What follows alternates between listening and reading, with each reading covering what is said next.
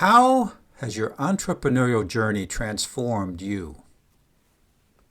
I think that it gives you perspective. Sometimes from an outside view, things look like roses until you're in it, and maybe decide that if you get into entrepreneurism, you have to, or entrepreneur, if you decide to be one, you got to get into a business you really love because there are going to be some hard moments, ups Yeah, and downs. definitely some hard moments. Some moments you don't want to keep going. You want to rest. You can't rest sometimes. Exactly. You're listening to Entrepreneur Journeys, where I share insights and strategies based on owning and managing businesses while traveling and living on 3 continents. I also interview business owners about their journey, what they learned along the way, and how that can help you with your business growth. For more resources to accelerate your entrepreneur journey, head over to gapologist.com, where I share resources, events, community, and more. I'm your host, Joe Matz. Let's get started. With us today is Reggie Johnson. He is a podcaster. He's got 2 podcasts. He's got Reg in ATL, that stands for Atlanta. It's Reg in ATL, and also a sports podcast called Just the Stats. Reggie, welcome to the show. It's amazing being on, Joe. Thank you for having me. It is a pleasure to have you here. Yeah, so tell us, where do you hail from today? The great city of Atlanta, Georgia, man. It's a beautiful place to be. I'm not sure, have you ever been to Atlanta before, Joe? I have. And you've been all over, man. Well, You've been all over. I'm pretty sure you have been to Atlanta. Yeah, I kind of just passed through Atlanta. I really don't know much about it except my aunt, one of my favorite aunts. She lived in Atlanta for a while and she loved it. Yes. It's a very, very amazing, a very growing city too, man. It's a growing city here. That's awesome. Have you always been in Atlanta? I was born in Germany. My dad was in the army. We moved back to Alabama where my mom was from. And I was there for like 5 years or so and then moved in Atlanta ever since. And that's been since the 80s. So I've been in Atlanta about roughly 35 years. Okay, that's kind of like your town. It is. Absolutely. I love it here. All right. Now, we are going to talk about your entrepreneurial journey today. All right. Ready to dive into it. Yeah, man. We'll probably get into some other stuff, but let's start there with this question. When you were younger, my friend, was there any indication that you were going to have your own business? Joe, I was always interested in business. I've always been a business nerd, which has made everything I've done past that a little easier, right? Because when you're starting anything, it helps to have some kind of a prerequisite of knowledge there. So it was an easier transition. I don't know if I ever aspired to, I want to own X store or X type of business. I don't know if I ever aspired to it in that type of specifics, but I did always have an interest in business. It's something that's been a lifelong interest. I like the business nerd. I've never heard that term before. So you studied business, you were interested in business. If a post came up on social media years ago, you would look at it because it talked about business. That kind of nerd. Yeah, man. I was reading Fortune magazines and Forbes and stuff of that type. You know, I was business books. I was into business books, read a couple Buffett books and stuff of that nature too. So there's always stuff like that I was into. People looked at me like I was 60 when I was in my 20s. People are like, you're crazy. What are you doing? And that's the kind of stuff that really interested me, you know? Right. Hey, that's great. Some people get into sports. I know you're into sports also. Some people, I love them. Get into knitting or cooking or something. Hey, you gotta have an interest. Keeps things going and keeps boredom away. Right. Yes, absolutely. It's the spice of life. Give you a little bit of variety there. Spice of life. Have you ever been bored? Man, let me think here. Sometimes in my meetings at work, those aren't always. Those, I'm not sure that always counts. Fascinating material. I'm sorry. What? It's not always fascinating material there, Jeff. I think we have to exclude the meetings from work as being a bored zone, a boring zone. That's hilarious because I'm gonna post this on my LinkedIn here. I'm pretty sure might be some questions about that a little bit later on here. Yeah, let's not dive into that. Let's keep away from that. So what did you first do to earn some money on your own? Wendy's. Wimpies. That was it. Wendy's was my first Oh, job. Wendy's. That's the only time I was owning. That's the first time I actually had like my own money. I had a job down the street. I used to have to walk to that job. It was like on my street. And I didn't have a car at the time because I started there when I was like 16. And that was my first job. It's my first time making any kind of money on my own. I felt pretty good about it, actually. Yeah, sure. I mean, some of those fast food places are really good for training. Mm-hmm. You know, I recommend everybody start somewhere, some kind of hospitality job. So like, just so you know what the grind is. yeah. I wanted the same thing for my daughter. She kind of transitioned out of that now, but I thought it's a good place so you know what that grind is like, you know? It is a good place. You know, I started in restaurants when I was younger too. And my first jobs were not in franchises, but were in restaurants. And I did everything. I think by the time I graduated college, I'd worked in 6 or 7 different restaurants from being a busboy to a chef's assistant. Yeah, that's quite the range there, you know? It was quite the adventure. In fact, I went to school thinking I would own a restaurant. And we were looking at Mexican restaurants in southern New York, northern New Jersey. Then That's nice. Something better came along.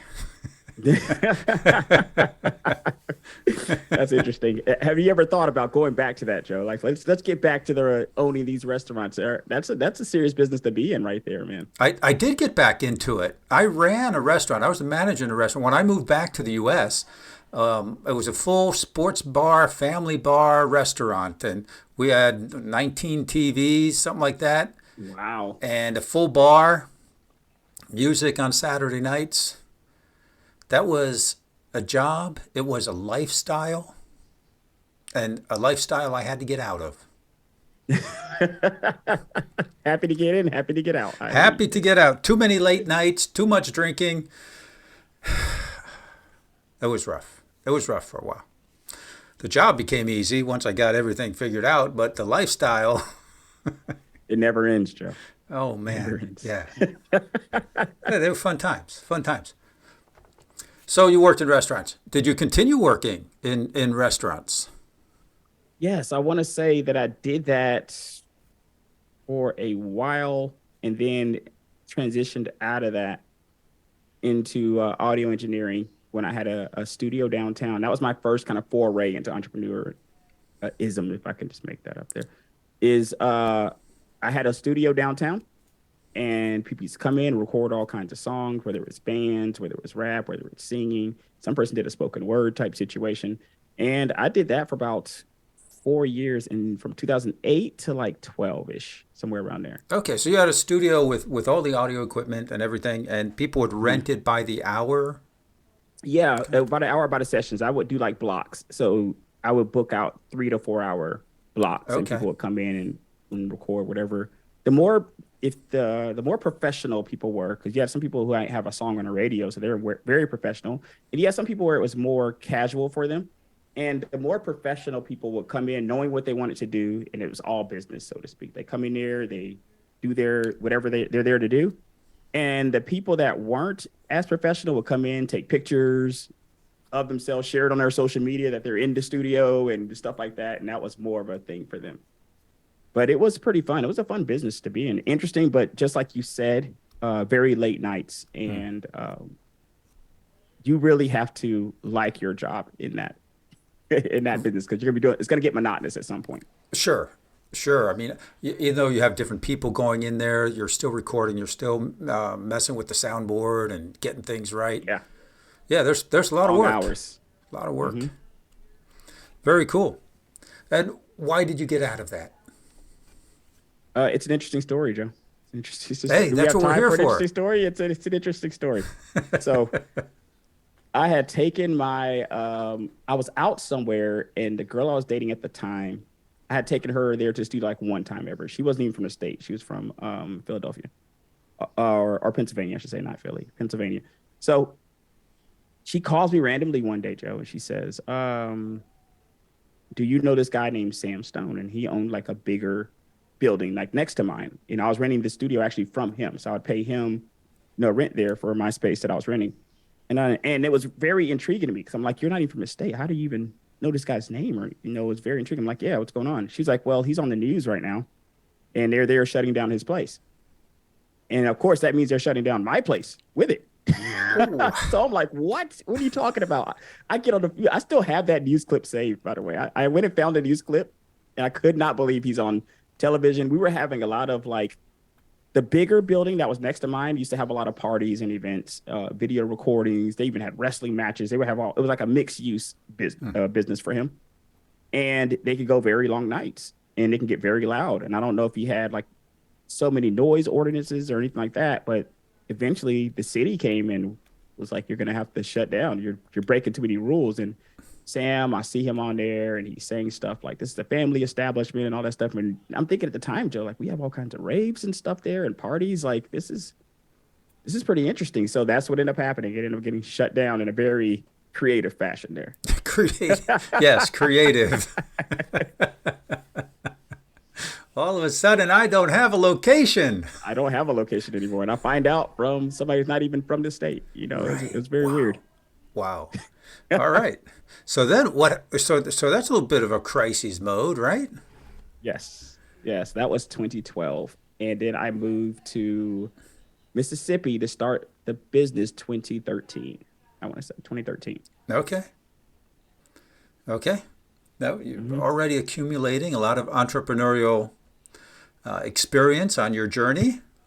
Yes, absolutely. Great. And what are you doing now? Now I work at a place that I really like. I do events at a place called Bold Events. I really like working there. It's nice. It's very interesting. When I first came back, I from Mississippi, because that's when I had my computer business in Mississippi. When I first came back from there, I had looked for a job randomly, like I needed, because I didn't want to take money out of my business. It had only been open maybe a year and a half, 2 years or so. That was my business. My partner was still there in Mississippi running it. At the time, my daughter was going through high school and I wanted to get back for some of her high school years. And I had the plan to kind of go back to Mississippi. So I wasn't looking for a serious career or anything. So I'm like, I'm gonna go back to my business. I didn't really care that much. I started this place and it ended up being a kind of a wonderful journey in a sense that the most exciting stuff would happen. I'll give you one example is because I managed events there. And it's two things actually, Joe. So the first thing is the money was just so, I couldn't believe it. I couldn't believe how much people were paying for events. Cause you know, you go to do a job for events, they can be as little as like $5,000 or so. Mm-hmm. But this place, when I was going, I was like, some of these events are like 10, 15, 20, $30,000. And I couldn't believe it. I couldn't believe that people were spending that money for like 4 hours. Yeah. And it got increased from there.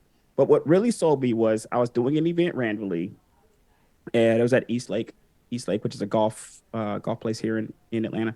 Doing an event randomly at East Lake, and Tiger Woods just walks up, taking swings. And I thought, this is the best day of my life here, Joe.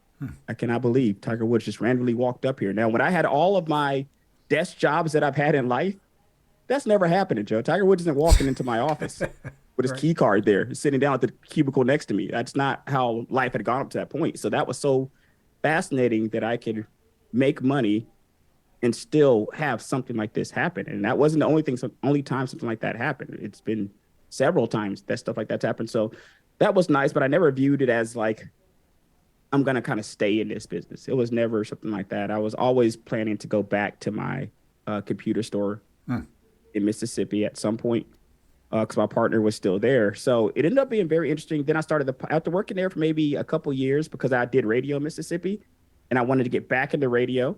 So I'd worked there for like 2 years and kind of missed it. And I talked to my friend, Nick, and he said, I want to kind of get back into radio. He's like, oh, you should start a podcast instead. So then I started the Reggie ATL podcast.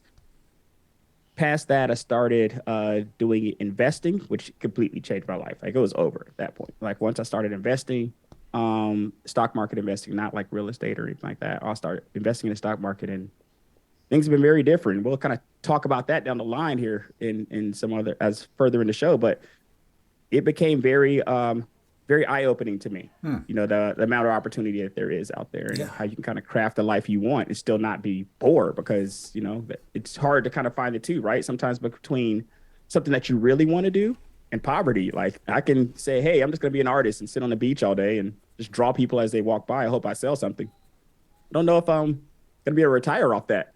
If I was decided that was my job, my career choice, you know? Right. Would you like to get in front of more of your ideal clients and at the same time build your brand and create evergreen content? Well, you can do that with podcast guesting. This very moment, you're listening to a podcast that may have been published today or 3 weeks ago or 3 years ago. In a very real sense, you're engaging with the speakers, hopefully enjoying yourself and learning something new at the same time. And you're getting to know the guest and how they help their clients, their customers, and the problems that they solve. You may even be their ideal client and want to learn more about them and download one of their free resources you can find in the show notes, or maybe even become a client of theirs. See, when you're a guest on a podcast, you will enjoy that same kind of engagement. It is perhaps the easiest, most cost-effective way to get in front of new audiences.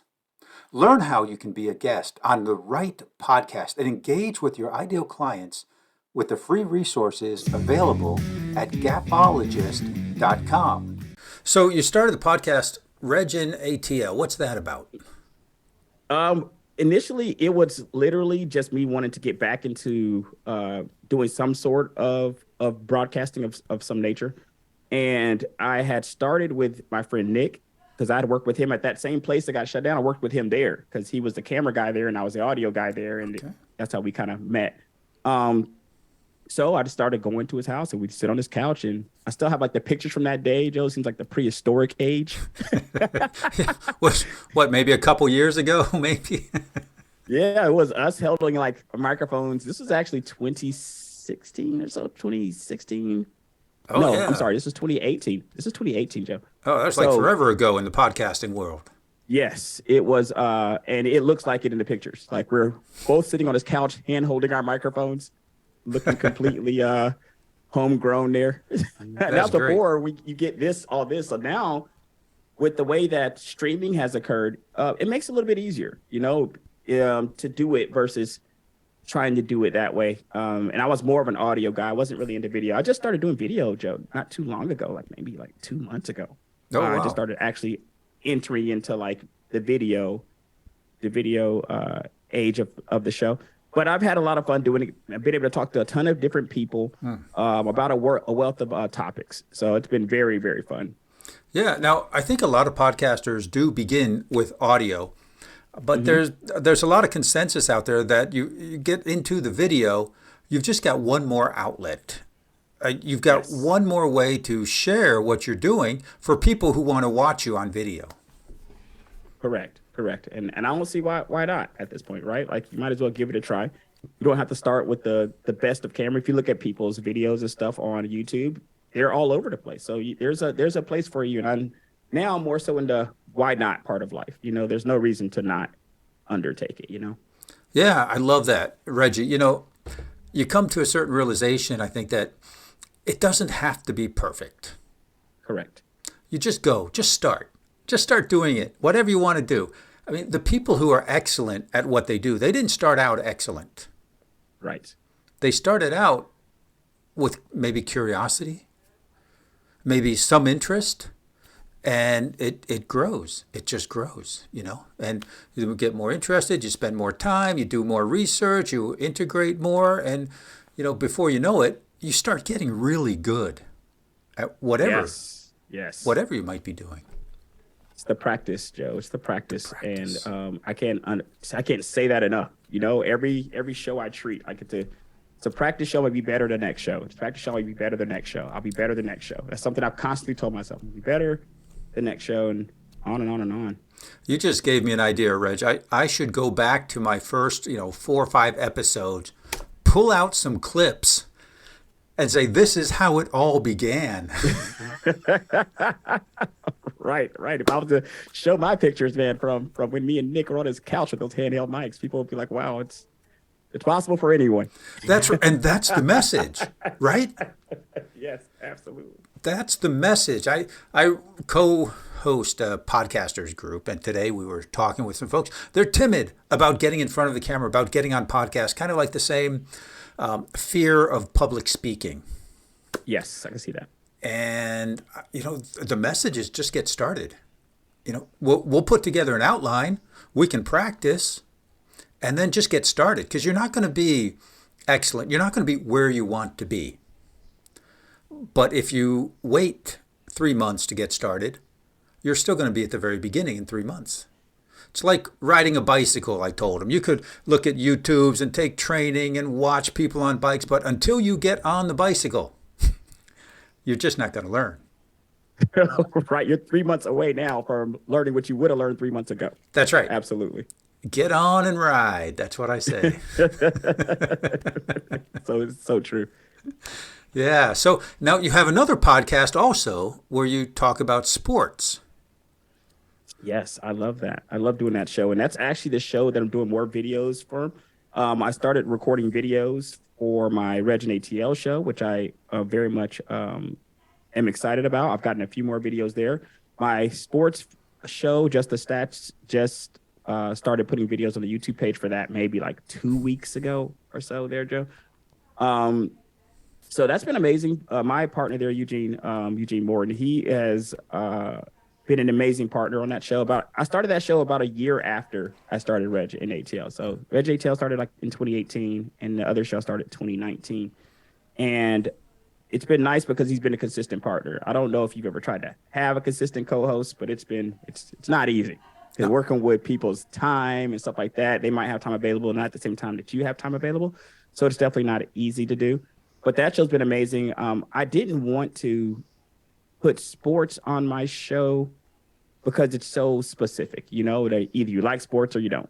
Right. It's kind of like politics, right? Like either your show's going to be about politics or it's not. I do a couple of episodes of politics a year because I am a politics nerd. So I like talking it with the guy that I usually talk it. We just love talking it. But it's so polarizing, Joe, that I can't really have my show be about it because people might listen to your politics shows. Now they hate everything else you've ever done in life. So it's kind of like, I don't, sports was the same way. I wanted to have a situation where I could have a show that's specifically about sports. Right. Right. That makes total sense. And, on this show, we avoid 3 topics, religion, politics, and a third one. I forget. Those are the most important too. You started with 2 great ones, I tell you that. You can stop there, Joe, and he's pretty good on most other subjects. Sports are okay. That's all right. We'll talk sports a little bit. It's fascinating, your journey, and you've moved around physically to different states. You've had different businesses, but it all does seem like there's a theme there. I would say that the theme is mostly trying to find. I never wanted to have one source of anything. So I like to have different irons in the fire, so to speak, if that's how that saying is. I want to have different things that I've always been doing. So I've always been on the path of doing a couple of different things at times. And I've always, throughout my life, there's been a constant business themes underlying. So when I was in the studio, I was in the audio business. And that's kind of what I was dealing with. The reason I like the events business right now is the business portion. I don't really know much about actual events, but I do know how to talk to people. I know how to manage people. I know how to look at the business aspect of it. Right. And I feel like that's been a constant, my North Star, so to speak, no matter what I get into, because there's a business for everything, whether it's corn or whether you grow tomatoes, there's a business to that. There's business to it, and there's people to it also. Yes. You might sell to a corporation, but you're really selling to a person. Correct. It comes down to overstate that enough, I should say. It's very true. Go ahead. I can't overstate that enough. That's very, very true. Yeah. And if you're good with relationships and you understand some business, you have some common sense, which is very important. You can apply that. Those are skills that are transferable to many situations. I used to run conventions in Brazil. And I would bring the people. I would go from renting the location to bringing in speakers from the U.S. to selling the tickets. And that was an amazing thing. Thank God I had some good people helping me out. Right. Very important. Yes, very important. Very good, very good. And so, earlier on in the show, you mentioned investing. And you got into investing. And that sounds like it was a big thing for you. It changed my life, absolutely. How did it change your life? From a financial perspective, the most. I went from I wasn't really because I struggled more financially, I would say, early in life, because I had my daughter very early. I had her when I was like 20, 21 or somewhere like that. So it was a struggle in the beginning. There's a struggle, a big financial struggle there. And once I got the business in Mississippi, it got a little bit better for sure. And I was kind of like doing my own thing. You made your own schedule. But it was still, I'm there 6 days a week. I tell people in the very beginning, you own a job in the very beginning. You may own a business, but you own a job. Right. You're going to be there doing everything. Like you said, the sports, you're there doing everything. So when I started investing, it wasn't just money that changed my life. It changed my perspective in life. My perspective in life changed because it's something that's separated from any other thing I do. I can invest in the stock market, and then I don't really have to worry about where my money will come from in the future. I'm not necessarily going to dump in everything into it, and I don't recommend it. But the fact that you could do something, see it grow. I had a situation where I had started with like $30, Joe. You could start with any amount of money. And it could be intimidating to see all the money. But I started with like $30, and it made me $36. And I was like, wow, I just gained 20% on this. Like, that's crazy, doing absolutely nothing. It just gave me 20%. So I started to think in my head at that point, what if I invested 300? I would have had 360. If I had invested 3,000, I would have had 3,600. So I'm thinking how it can grow. So I started that way and did pretty good. Had a horrible last year, did very bad. And I feel like you got to tell both in that story, because a lot of people, just like owning a business, there's similarities there in owning a business and people from the outside being like, man, that's great. You own a business and everything. And you're thinking, man, I don't even get to see my house anymore now that I own this business. I am never home. It's not all it's cracked up to be for everybody. So investing, I would say, is the same thing, but it was very good for me. And it changed my perspective on things. Yeah, that's interesting. Yeah, I think a lot of people had a bad year last year. Yes. Yes. It was not great. The worst year I've had since I've been in it. Yeah. Hopefully it's coming back. An amazing year this year. I'm back at it, Joe. It's an amazing year this year. Perfect. That's great. That's good to hear. So, Reggie, we are at the point in this podcast where we're going to get into the lightning round questions. All right. Are you ready? Ready. I am ready, Joe. All right, let's go. So you said 1 to 2 words answers. Like, am I limited to like 5 words? Do I get a sentence? Do I get maybe a couple sentences. Okay. I think I can accommodate that. That would be great. How has your entrepreneurial journey transformed you? I think that it gives you perspective. Sometimes from an outside view, things look like roses until you're in it, and maybe decide that if you get into entrepreneurism, if you decide to be one, you got to get into a business you really love, because there are going to be some hard moments, ups and downs. Definitely some hard moments. Some moments you don't want to keep going. You want to rest. You can't rest sometimes. Exactly. Okay. What most surprised you as a business owner? How long it takes to get people through the door.